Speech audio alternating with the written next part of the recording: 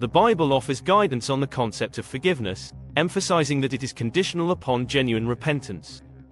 However, what if an individual purposely and covertly caused harm that went unnoticed until after their passing?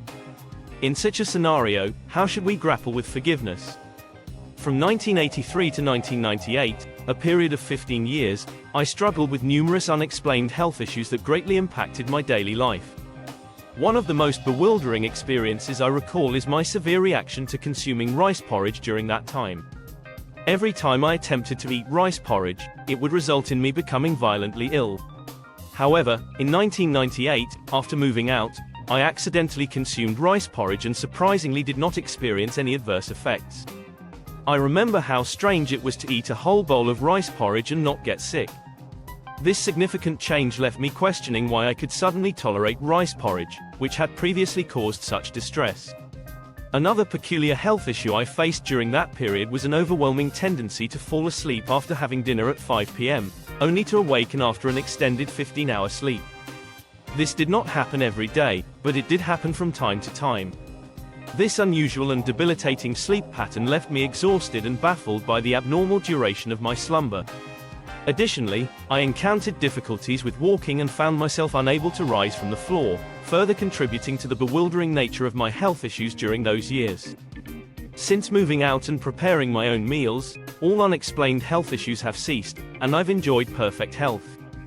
But until today, I have never found the answer to why I had those 15 years of health issues. There was a peculiar and unsettling incident in 1989, 2 years after my father had been compelled to step down from his teaching position near Bergen. During our holiday in Voss, not too far from our former residence, we unexpectedly encountered some old acquaintances of my parents. As my parents conversed with them at a local cafe, they invited us for dinner later that evening. My father agreed, but I distinctly remember him turning to my mother and uttering, "I don't want him there," with reference to me. What followed is etched vividly in my memory. My mother nodded in response and then handed me a pill, which she claimed was a vitamin. The subsequent 3 days remained a blur as I woke up disoriented in the back of our RV while my parents nonchalantly waited outside. Their unconcerned demeanor left me perplexed, and despite this strange incident, we never addressed it again. The only thing they told me was that I had slept for 3 days because I had been sick. Over the past few months, I've been delving into my father's past. What I discovered finally explained what occurred in Voss all those years ago. It turns out my parents drugged me to prevent me from drawing too much attention away from my father. As many of you may recall from my previous blog posts, it's been a recurring theme for me to discuss my difficult relationship with my father, who displayed strong narcissistic tendencies.